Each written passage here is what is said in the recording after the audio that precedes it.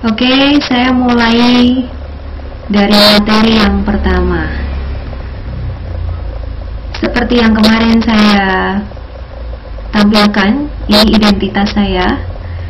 Kebetulan saya sekolah di Thailand, Southern Thailand University of Science and Technology. Dengan email saya seperti ini. Selamat malam Mbak Supini. Nah, dalam mata pelajaran matematika, adapun bobot nilai, teman-teman yang mesti tahu adalah tugas 40%. Jadi jangan khawatir masalah benar dan tidaknya, yang harus dikerjakan. Ujian awal semester 30% dan ujian akhir semester 30%. Oke, kita mulai dengan materi statistika malam ini.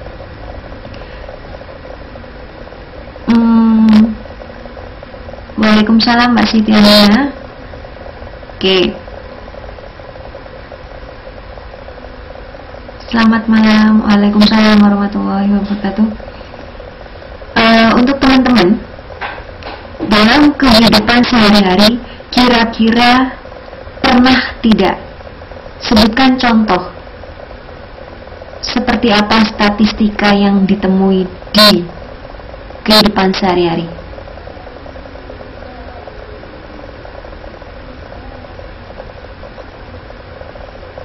Waalaikumsalam Mbak Putri. Jadi kalau dari hasil mapping flowchart statistika itu akan dibagi menjadi 3. Oke. Mengumpulkan data, menyajikan data, mengolah data. Jadi kalau teman-teman ketika pergi ke mall, muncul iklan, terus ada tabel, ada diagram, ada grafik, perkiraan cuaca dan sebagainya, itu yang dinamakan statistika, tetapi masuk ke dalam pengelompokan penyajian data. Bagaimana cara mengumpulkan data sebelum menyajikan data? Banyak metodenya. Setelah disajikan, bagaimana cara pengolahan data? Jadi akan seperti itu, data bisa diukur. Oke. Jadi pertemuan kali ini akan kita bahas 3 hal. Statistika seperti yang saya jelaskan di awal, bagaimana menyajikan data, dan bagaimana ukuran pemusatan data. Oke. Ini tadi saya sudah jelaskan. Jadi sebenarnya statistika itu adalah ilmu yang mempelajari metode pengumpulan data, penyajian data, analisis data, dan pengujian data. Silakan Mbak Tira. Nah, contoh paling gampang seperti ini, kita lihat lebih dulu.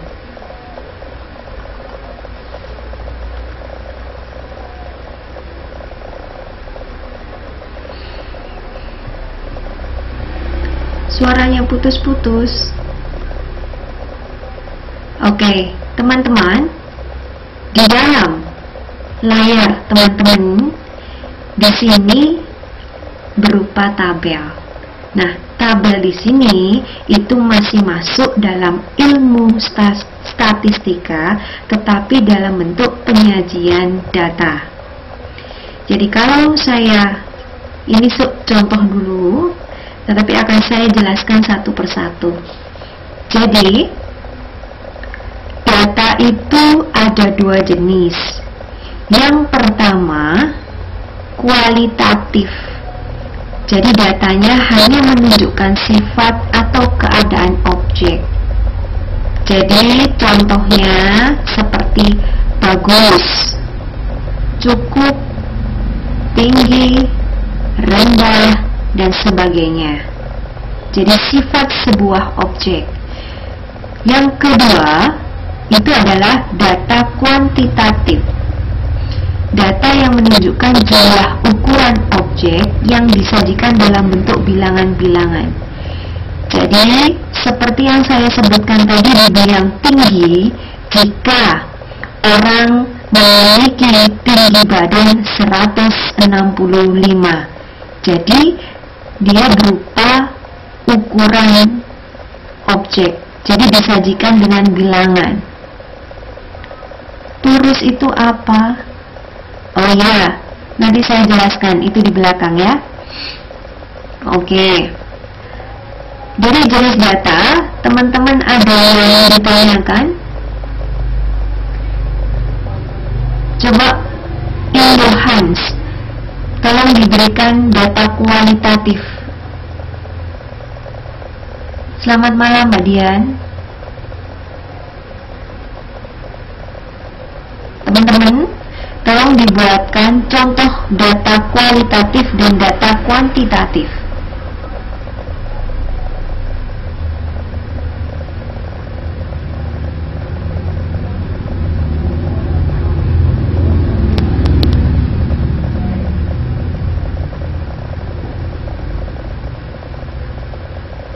Halo? Ya?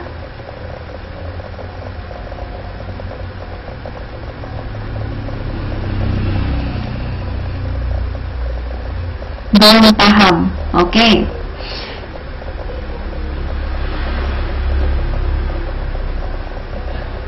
Baiklah.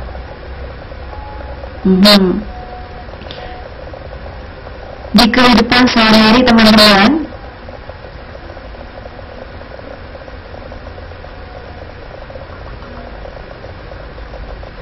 benar Mbak Wanianti, benar. Jadi bisa membedakan ya, kualitatif sama kuantitatif.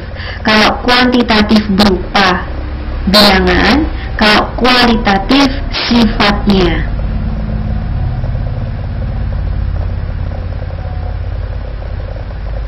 Untuk yang lain, bisa kasih contoh selain Mbak Wanianti?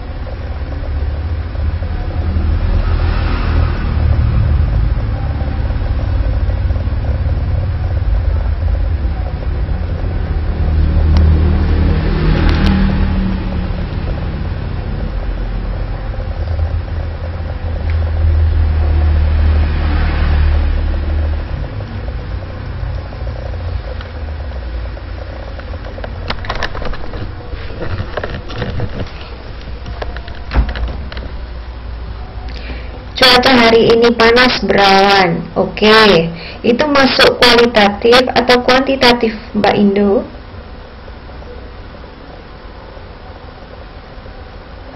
Kualitatif, benar. Terus yang kuantitatif?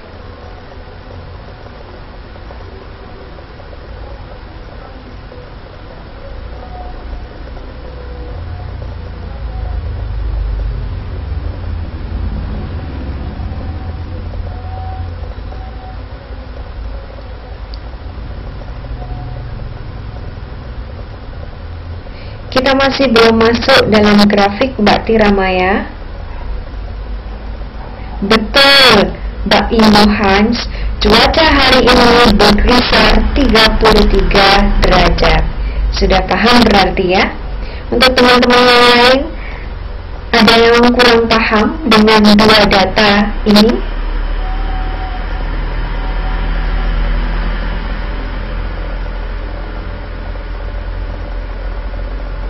Oke, siap.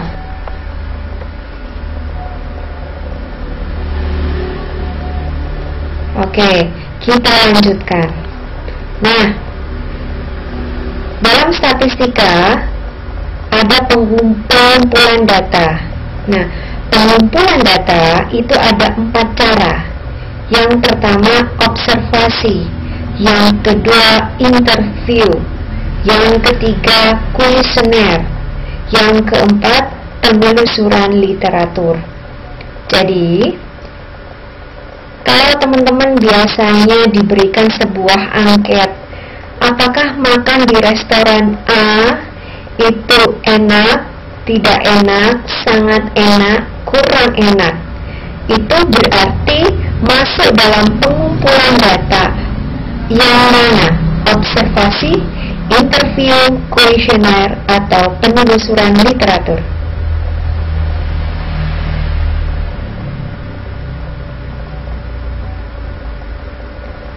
Observasi.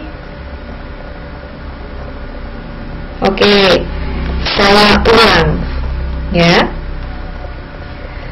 Saya masuk restoran A.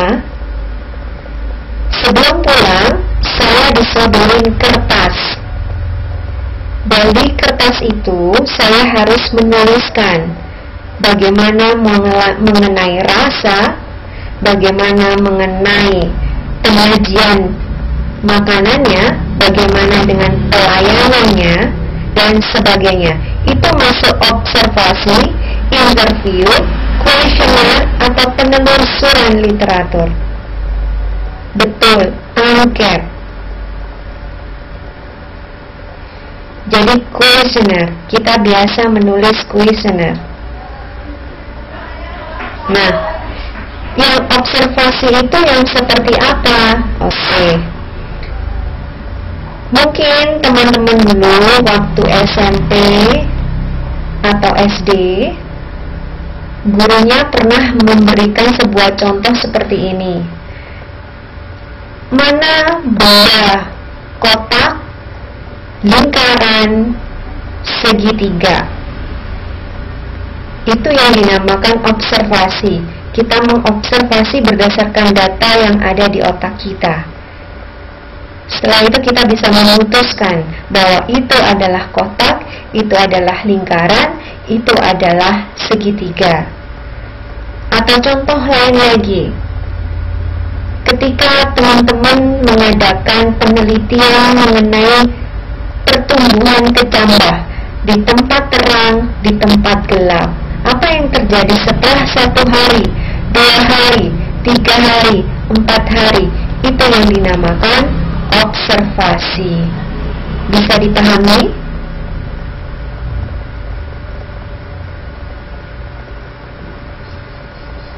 Teman-teman? Oke, bagus. Sekarang kalau yang interview seperti apa?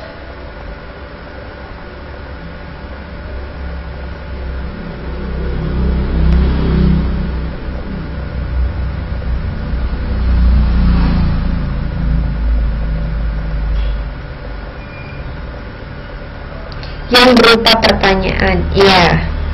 Jadi seperti teman-teman ketika ada di rumah sakit mengantarkan ama atau akong, ketika dokter melakukan sebuah interview, iya benar, pertanyaan, apa yang dirasakan pasiennya? Batuk. Apa yang dirasakan pasiennya? Pusing.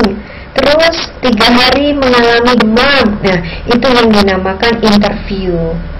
Oke, jadi terjadi percakapan antar 2 orang, yang menginterview dan yang diinterview. Jadi kalau di rumah sakit ada contoh dokter dengan pasien, sehingga akan didapatkan sebuah data. Bisa dipahami?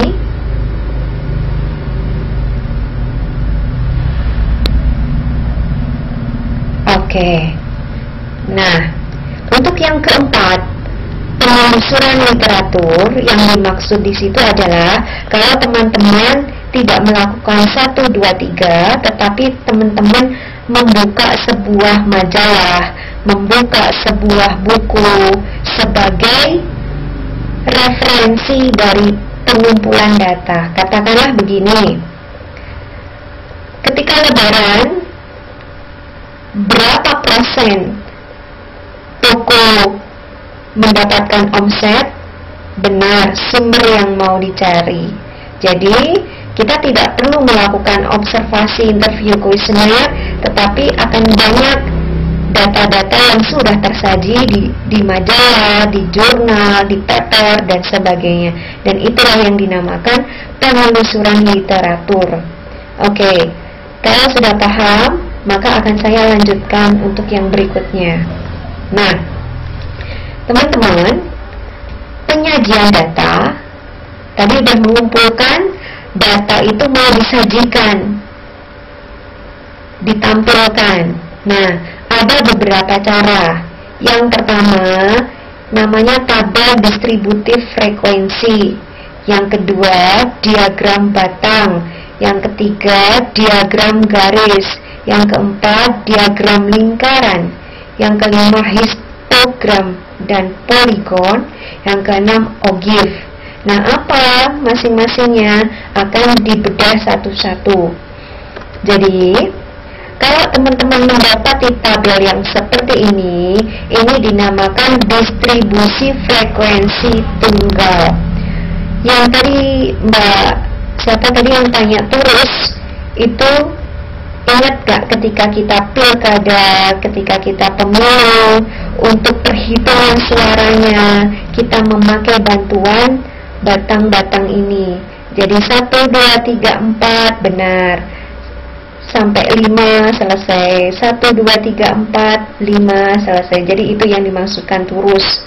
Nah, dari tabel itu isinya bisa bermacam-macam, tidak hanya seperti ini yang ditampilkan di layar teman-teman. Jadi kalau teman-teman lihat di sini banyak anak dari 0, 1, 2, 3, 4 sampai 5, dan di sini banyak keluarga.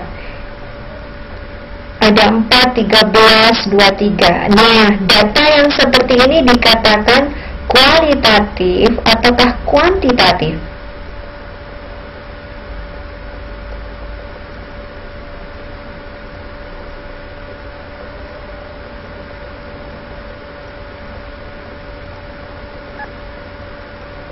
Kuantitatif, benar. Mbak Waryanti, kualitatif itu sifat. Yang benar adalah kuantitatif, karena berupa bilangan. Oke? Gak usah dihafalin, tapi dimengerti. Karena untuk memudahkan perhitungan. Jadi untuk transparasi penyajian datanya, sehingga di sini kalau sudah terjadi turus seperti ini jumlahnya 4, maka kita tinggal menuliskan angka Arab di sini 4. Oke? Nah, jadi seperti ini. Ini ada contoh 1. Ada sebuah pabrik sepatu meneliti banyaknya sepatu cacat setiap hari. Dia mengambil sampel selama 40 hari secara acak. Datanya adalah berikut ini: 0, 1, 3, 1, 2, 4 dan seterusnya. Datanya sampai dengan di bawah. Maka ini apakah termasuk tabel distribusi frekuensi tunggal? Jadi yang dimaksud tabel frekuensi tunggal ini dipasangkan satu-satu. Banyak anak 0, banyak keluarganya 4. Banyak anak 1, jumlah keluarganya 13. Jadi seperti itu. Untuk lebih jelasnya, saya akan memberikan perbedaan di sini. Untuk distribusi frekuensi berkelompok bukan tunggal. Nah, kalau berkelompok di sini ada ring nilai. Jadi di sini ada nilai 31 sampai 40. Itu frekuensinya berapa? 4. 4150 frekuensinya 3. Oke. Dan dari nilai yang ring di sini itu akan ada nilai tengah di sini. Ini yang dinamakan dengan distribusi frekuensi berkelompok. Nah, kalau teman-teman lihat di sini hanya satu-satu, tidak ada ring kelompok. Jadi kalau yang nilai 0 dia dapatnya 4. Di sini 5, dia dapatnya 2. Jadi akan seperti itu. Sehingga menghadapi soal yang seperti ini ada 0, 1, 3, 1, 2, 4, 2, 1, maka kita harus melakukan seperti ini, melakukan tabel distribusi. Oke, saya akan melakukannya. Oke ya, saya copy-nya dulu. Jadi datanya itu adalah sepatu cacat.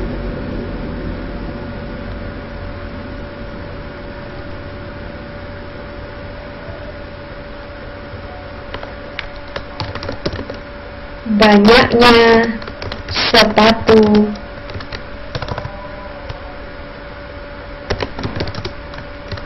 cacat. Ini tabel ya, dan ini frekuensi. Sekarang kalau teman-teman lihat di sini ada angka 0, 1, 3, 2, 4, dan 5. Maka yang akan kita tulis di sini adalah angka 0, angka 1, angka 2, angka 3, angka 4, angka 5. Oke.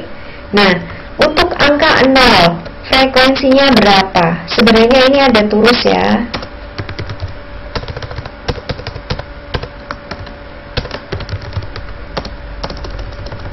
Oke, untuk 0 kita lihat lagi di datanya.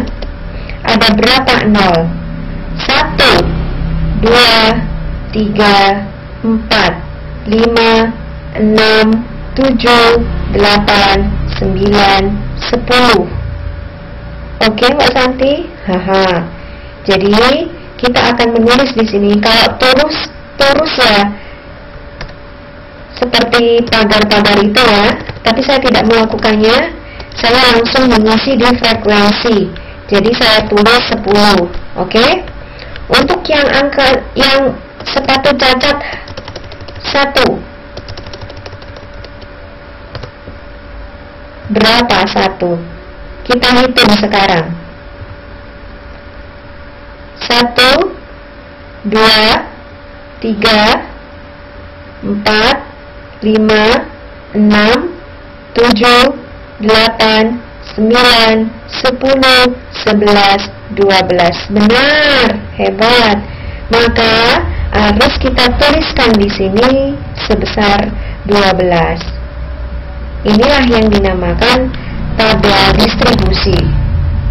Demikian selanjutnya untuk 2, 3, 4, dan 5. Sudah paham?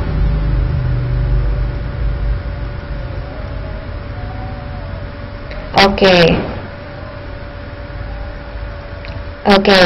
Kita kembali lagi di sini ya.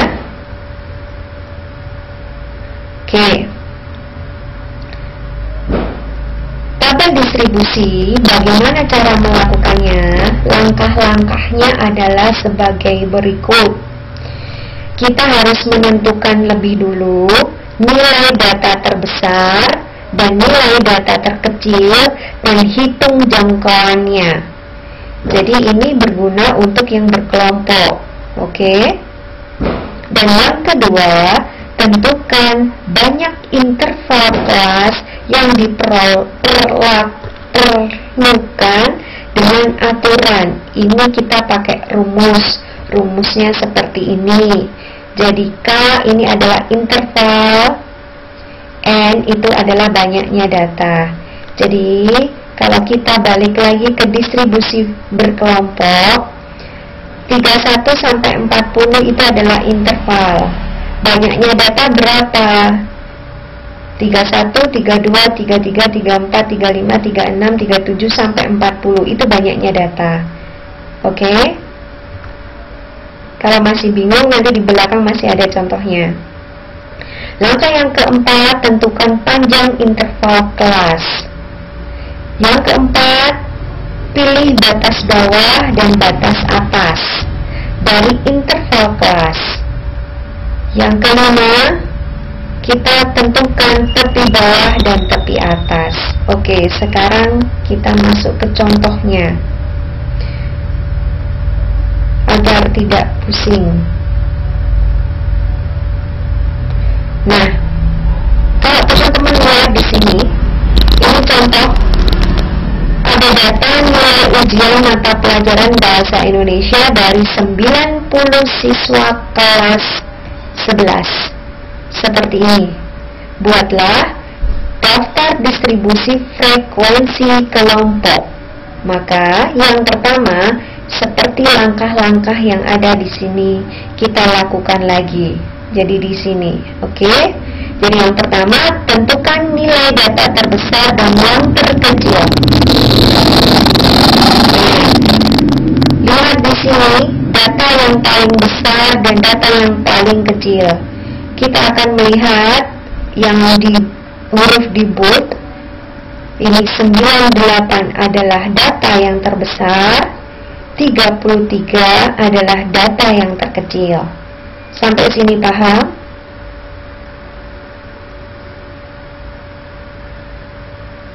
Oke. Kemudian kita tentukan jangkauannya. Karena kita tadi sudah tahu maksimalnya dan minimalnya, kita kurangkan. Berarti jangkauannya adalah 65. Langkah yang kedua, ini intervalnya. Sesuai dengan rumus, N tadi kan datanya adalah 90.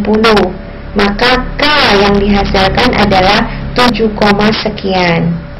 Untuk langkah yang ketiga, P itu sama dengan jangkauan dibagi dengan K, sehingga sama dengan, jadi ini interval kelas kan, interval kelas ini kita bulatkan 7, 4, 4, 9. Kalau kita bulatkan menuju 7 ataukah menuju 8?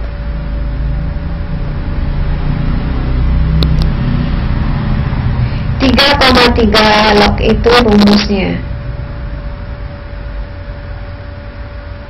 Oke teman-teman, 7,449 kalau kita bulatkan, dia menuju ke atas ataukah menuju ke bawah? Artinya ke 7 ataukah ke 8? Ya, sudah paham pembulatan?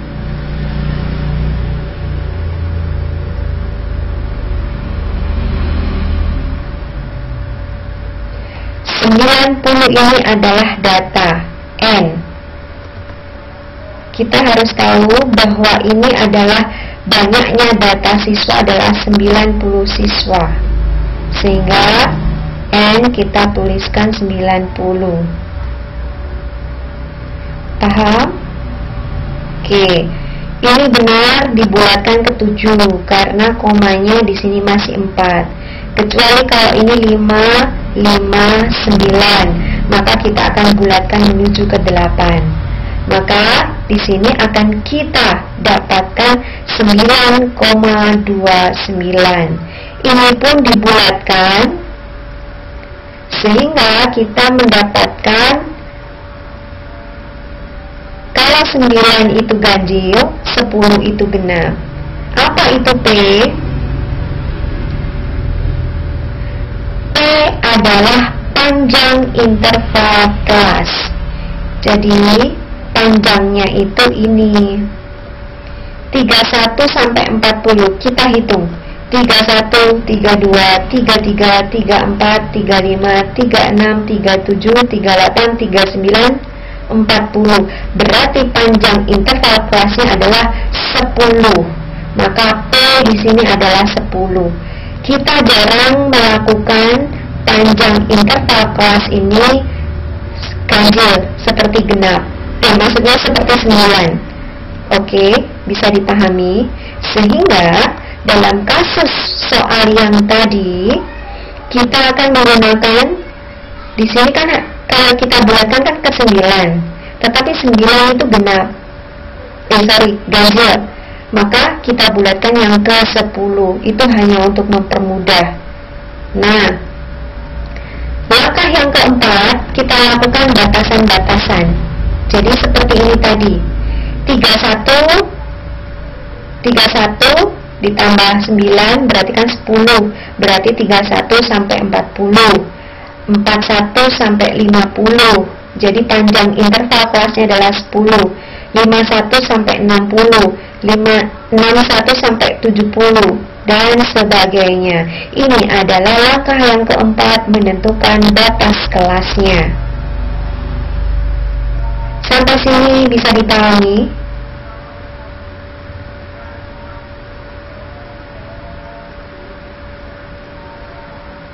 Sebelum saya lanjutkan,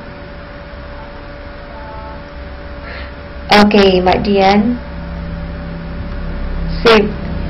Oke, untuk langkah yang kelima, kita refer lagi untuk rumusnya.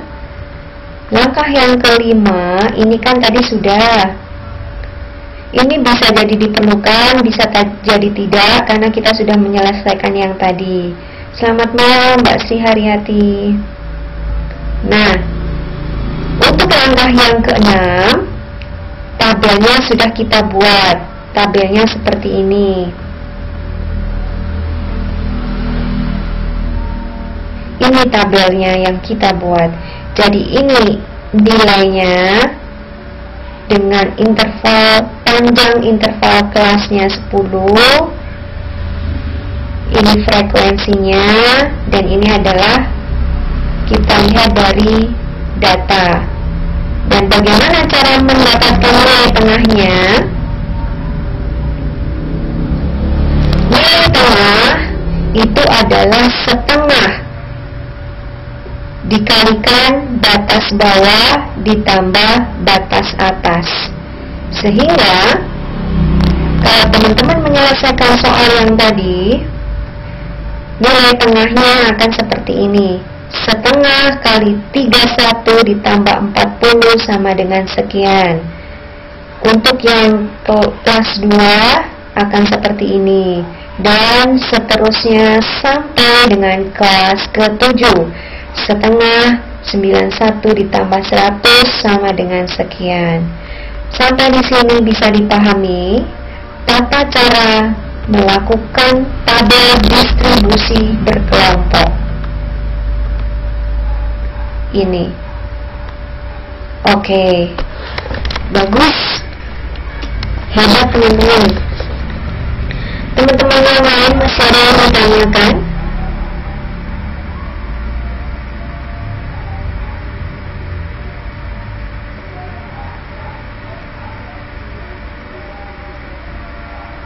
Sip, hebat.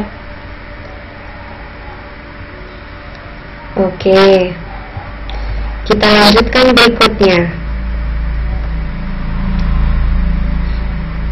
Oke.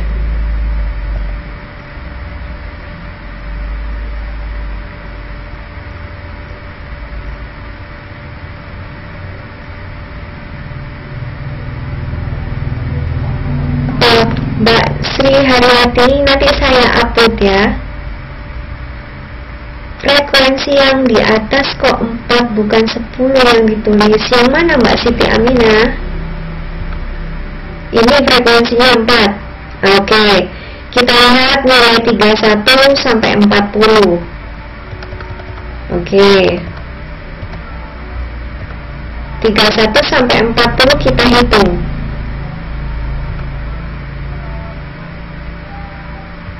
Ini yang masuk 1. Kita urut dari atas. 40 masuk. 2 tidak. 3 masuk. 4 tidak ada. 5 tidak ada. 6 tidak ada. 7 tidak ada. 8 tidak ada. 9 ada tidak? Tidak ada. 10 juga tidak ada. Saya hanya menemukan 1, 2, 3. Teman-teman menemukan yang lain harusnya ada hanya 4. Nah, oke. Jadi kalau kita hitung 1, 2, 3, 4, maka dalam penyajiannya interval 31 sampai 40 itu ada 4 frekuensinya. Bisa dipahami Mbak Siti Aminah?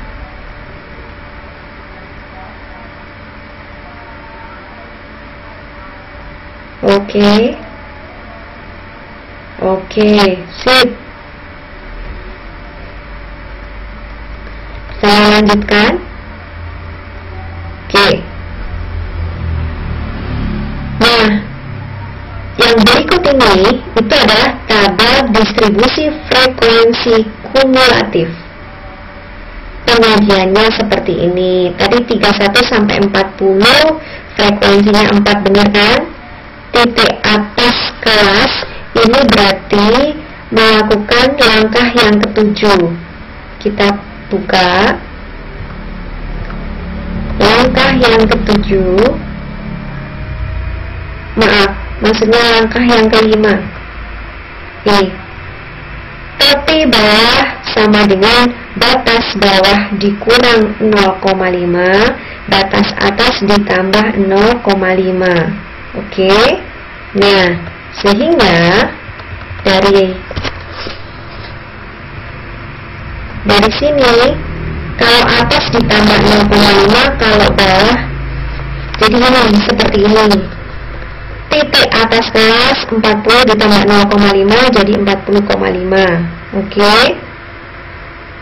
Batas bawahnya 30,5. Jadi seperti itu. Bisa dipahami yang di sini? Kalau sudah paham, maka kita akan lanjut. Itu yang dinamakan distribusi kumulatif.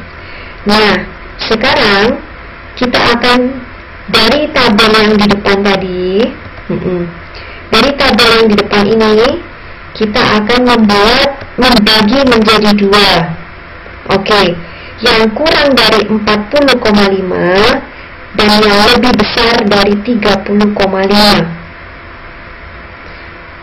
Nah, berdasarkan titik atas dan titik bawah.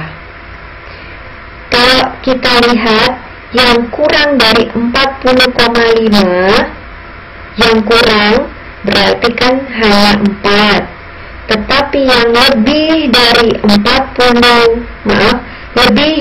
30,5 berarti semua rank ini berapa nilainya? 90. Nah, sekarang kalau di sini kurang dari 50,5 berarti yang di interval yang ada di sini. Berarti berapa? Ada 7. Tetapi kalau kurang dari 40, maka berapa? Oke.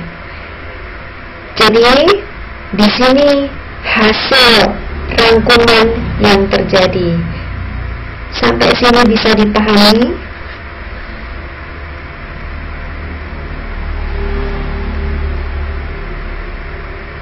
Oke, jadi bisa ya. Jadi itu yang dinamakan tabel distribusi frekuensi kurang dari dan tabel distribusi frekuensi lebih dari. Oke, hebat ini teman-teman ya. Cepat sekali. Nah, bentuk yang kedua penyajian data itu ada diagram batang. Jadi kalau teman-teman ke mall atau baca buku, biasanya kan akan muncul grafik-grafik seperti ini. Nah, kalau bentuknya seperti batang, maka itu dinamakan diagram batang. Nah, diagram batang ini diperoleh dari sebuah tabel ini, tabel distribusi tadi. Contoh ini ada laki-laki, tingkat pendidikan ada SD, SMP, SMA, D3, S1, S2, dan jumlah total untuk laki-laki. Untuk yang SD jumlahnya 20, SMP 48, SMA 36, D3 15, S1 25, S2 14, total jumlahnya 158. Maka kita bisa lihat di sini, ini tingkat pendidikan. Namun yang di diagram batangkan ini adalah jumlahnya. Namun teman-teman bisa membuat diagram batang ini laki-laki, perempuan beserta jumlah. Jadi di sini akan muncul ada 3 batang. Laki-laki, perempuan, dan jumlah. Bisa dipahami? Kalau diagram batangnya tegak, maka itu yang dinamakan tegak. Namun kalau mendatar dinamakan batang mendatar. Sampai sini ada yang ditanyakan? Sudah paham?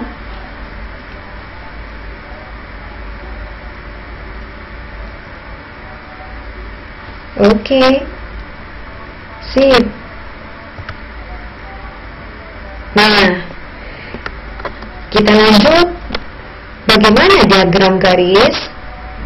Kalau teman-teman melihat grafik dengan seperti ini yang dinamakan diagram garis, karena dia menghubungkan batang-batang di sini dengan sebuah garis-garis. Nah, ini contohnya tahunnya 95 sampai 2004 dengan jumlah mobil yang terjual seperti ini. Maka suaranya mantul, mohon maafin ya. Jadi untuk tahun 95 sampai 2004 kita akan lihat di sini dan berapa jumlah yang terjual. Jadi ini sumbu X, ini sumbu Y. Sehingga tahun 95 terjual 15 di sini. Maka seperti tabel di sini. 96 dia jumlah mobilnya 18. Maka seperti di sini. Kemudian dihubungkan satu persatu. Ini yang dinamakan dengan diagram garis. Paham? Sudahan?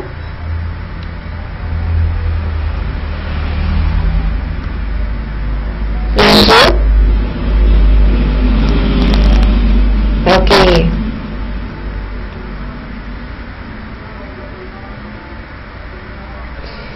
Kalau teman-teman pernah melihat penyajian data seperti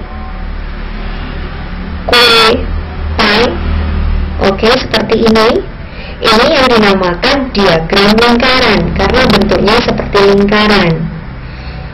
Ini kita bisa lihat contoh. Ada sebuah toko PT ABC dengan total karyawan 228 orang. Totalnya 228 orang dengan data seperti ini: SD 30, SMP 70, SMA 55, D3 20, dan seterusnya.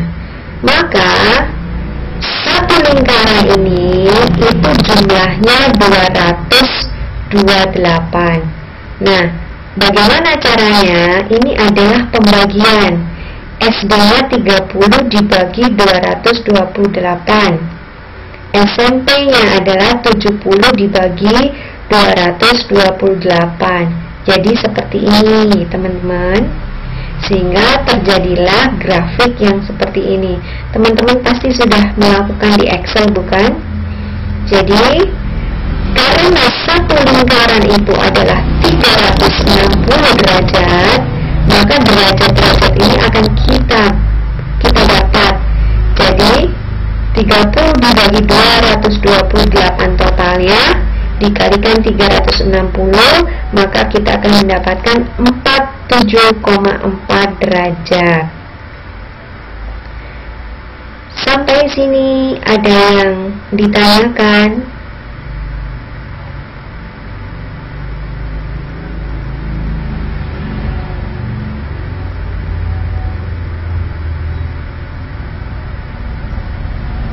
Sudah pahamkah? Oke.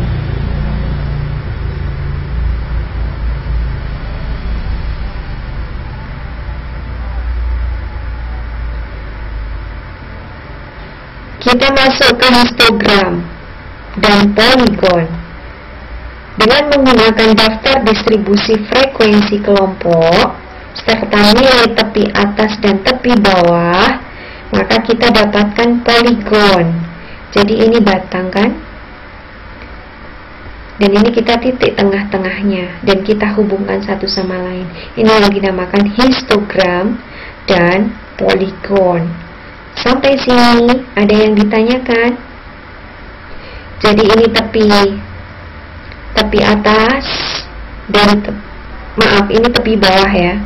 30,5, 40,5, 50,5 dari hasil tabel yang tadi.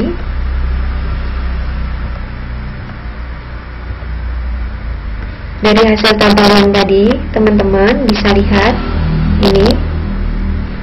Oke. Kemudian menjadi seperti ini. Ini yang dinamakan polygon frekuensi. Jadi titik tengahnya kita dapatkan dan kita hubungkan itu polygon frekuensi. Sementara yang batangnya ini yang kita namakan histogram. Oke, jelas ya? Nah, untuk ogive, dari sebuah tabel distribusi frekuensi kumulatif dapat dibuat grafik berbentuk kurva mulus yang disebut ogive. Nah, kalau teman-teman lihat di sini, ini titik-titiknya kita dapatkan. Demikian juga ketika ini. Nah, yang namanya ogive positif, jika nilainya semakin besar seperti ini, tetapi ogive negatif akan seperti ini, berkurang dari atas menuju ke bawah. Sampai sini bisa?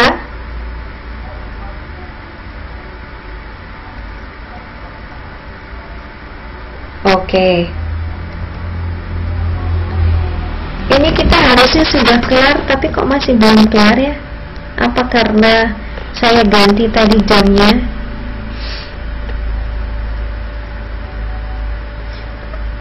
Oke, kita lanjut lagi. Ukuran pemusatan data. Kita akan mengenal rata-rata. Ada tunggal, ada berbobot, ada median, ada modus. Apa perbedaan ketiganya ini? Kalau rata-rata, maka semua jumlah nilai pengamatan dibagi banyaknya.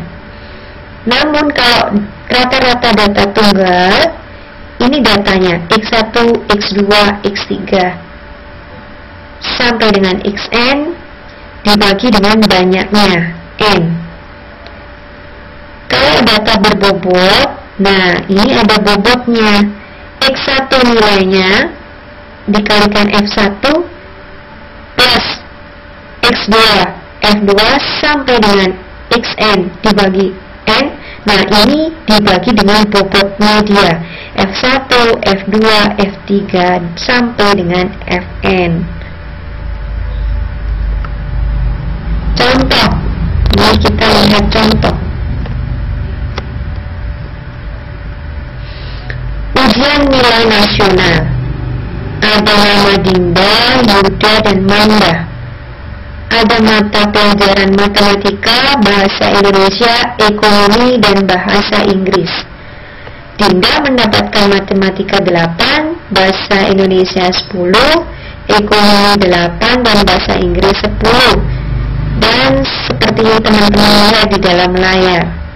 Sehingga ketika kita melakukan rata-rata, jadi min itu adalah rata-rata data tunggal untuk Dinda, maka kita jumlahkan ini X1, X2, X3, X4. Jadi 8 ditambah 10 ditambah 8 ditambah 10 dibagi dengan jumlah data. Jumlahnya ada berapa? 1, 2, 3, 4 dibagi dengan 4. Maka kita jumlahkan 36 dibagi 4 berarti sama dengan 9. Demikian untuk Yuda. 9 ditambah 9 ditambah 9 ditambah 8 dibagi 4, maka hasilnya seperti ini. Demikian juga dengan Manda. Ini saya ketik, ini adalah 4. Oke teman-teman.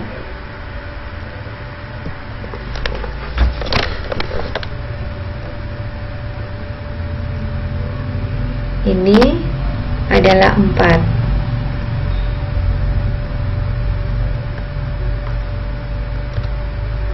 Oke, sudah jelas ya, paham? Itu contohnya. Nah, itu rata-rata. Sekarang teman-teman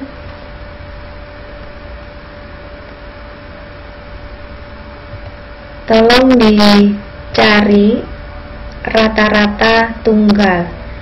Sebentar, saya harus menutup dulu.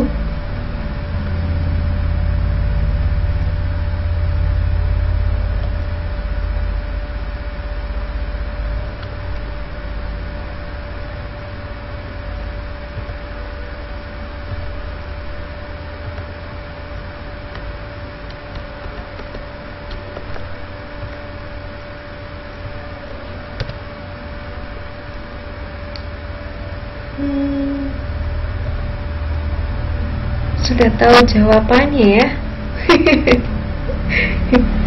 Oke. Itu adalah data untuk tes TOEFL. Nilainya dari 455 sampai 517 dengan frekuensi seperti itu, dengan bobot nilai seperti itu. Ini masih data yang berbobot. Maaf, saya yang tunggal dulu. Saya akan memberikan contoh yang tunggal dulu.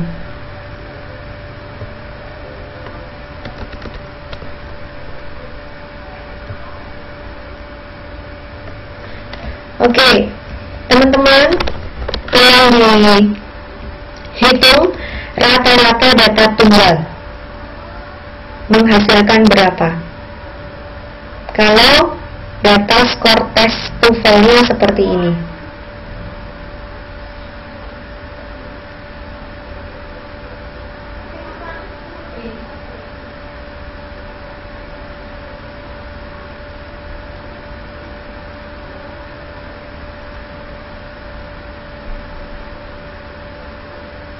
Iya, nggak apa-apa Mbak Santi. Oke teman-teman. Jadi rata-ratanya berapa?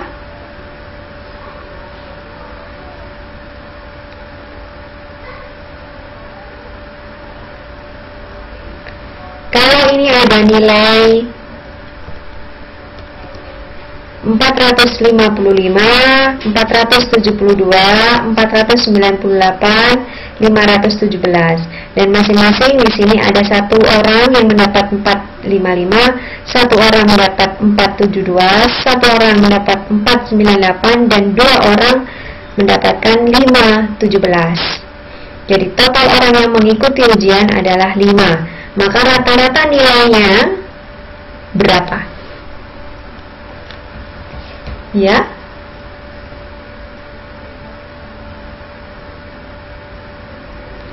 Halo teman-teman. Berapa nilainya?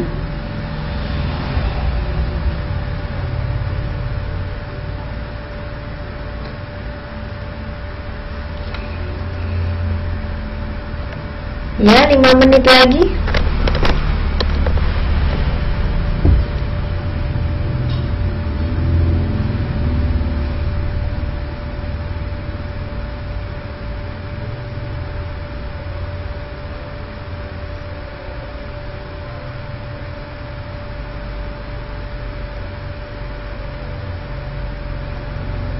Ya, Mbak Sri Haryati, Mbak Tira Maya 5.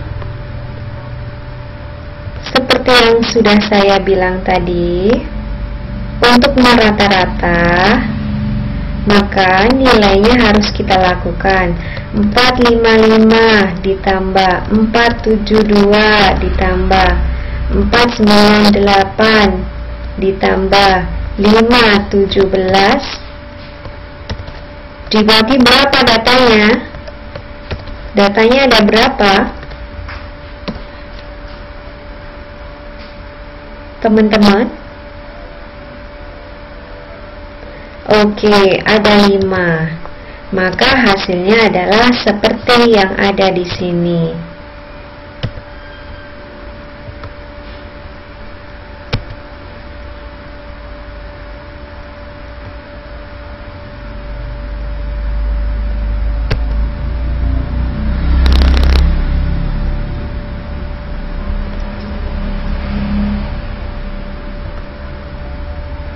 Jadi hasilnya adalah 491,8. Sampai sini teman-teman kok diam? Ada yang nggak ngerti?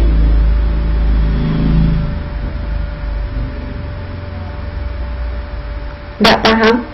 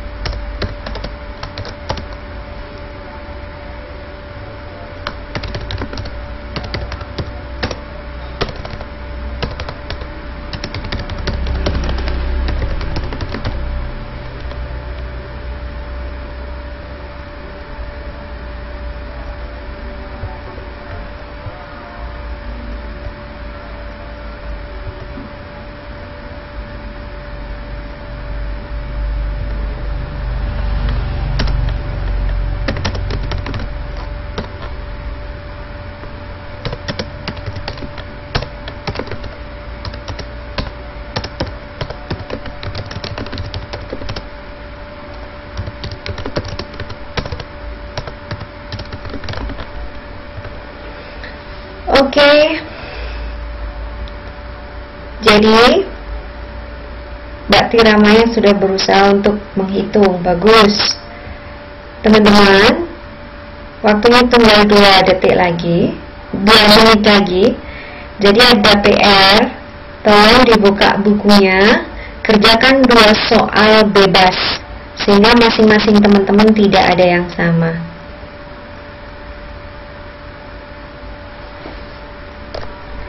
Mbak Dian, ini data. Kita tidak perlu mengubah-ubah, itu adalah datanya.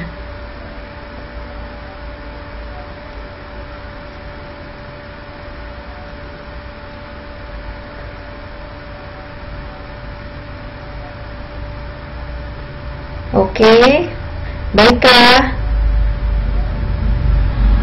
Sama sekali belum ada modul, teman-teman.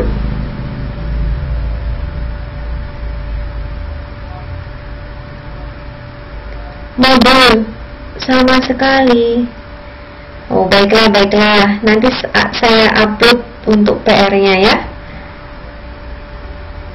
1 menit lagi kita akan berakhir.